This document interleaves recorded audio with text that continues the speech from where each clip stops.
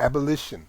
Today. How does it feel to be a problem? The reason for the political hesitation in spite of the Johnson landslide is the one has been betrayed by American politicians for so long. And I'm a grown man, and perhaps I can be reasoned with. I certainly hope I can be. But I don't know, and neither does Martin Luther King. None of us know how to deal with those other people whom the white world has so long ignored, who don't believe anything the white world says, and don't entirely believe anything I or Martin say. And one can't blame them. You watch what has happened to them in less than 20 years.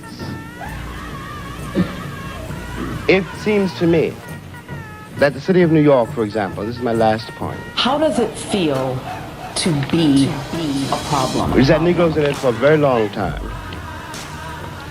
If the city of New York were able, as it has indeed been able, in the last 15 years to reconstruct itself, tear down buildings and raise great new ones, downtown and for money,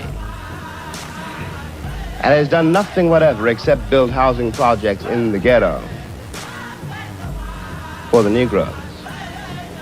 And of course the Negroes hate it. Presently the property does indeed deteriorate because the children cannot bear it. They want to get out of the ghetto. If the American pretensions were based on more solid, a more honest assessment of life and of themselves, it would not mean for Negroes, when someone says urban renewal, that Negroes simply are going to be thrown out into the streets, which is what it does mean now. This is not an act of God. We're dealing with a society made and ruled by men. If the American Negro had not been present in America, I am convinced that the history of the American labor movement would be much more edifying than it is. It is a terrible thing for an entire people to surrender to the notion that 1/9 of its population is beneath them. How does it feel to be a problem? And until that moment, until the moment comes when we, the American people, are able to accept the fact that I have to accept, for example, that my ancestors are both white and black, that on that continent we are trying to forge a new identity for which we need each other, and that I am not a ward of America. I am not an object of missionary charity. I am one of the people who built the country. Until this moment, there is scarcely any hope for the American dream, because the people who are denied participation in it, by their very presence, will wreck it. And if that happens, it's a very grave moment for the West. Thank you.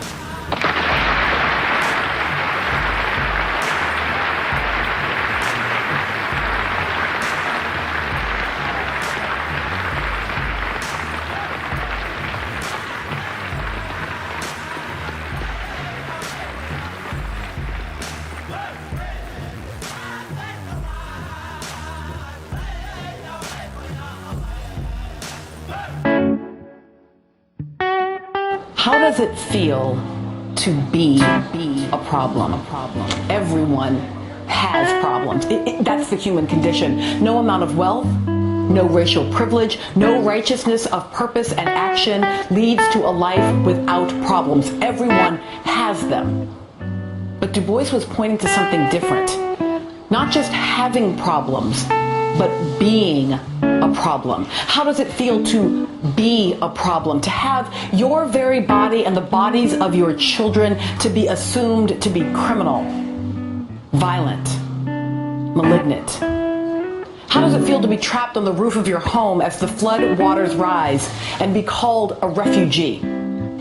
How does it feel to fear sending your son to the 7-Eleven for a bag of Skittles on a rainy night? Du Bois wrote of black men, he simply wishes to make it possible for a man to be both a Negro and an American without being cursed and spit upon by his fellows, without having the doors of opportunity closed roughly in his face. This then is the end of his striving, to be a co-worker in the kingdom of culture, to escape both death and isolation, to husband and use his best powers and his latent genius. This is the dream that will continue to guide us as we continue the struggle.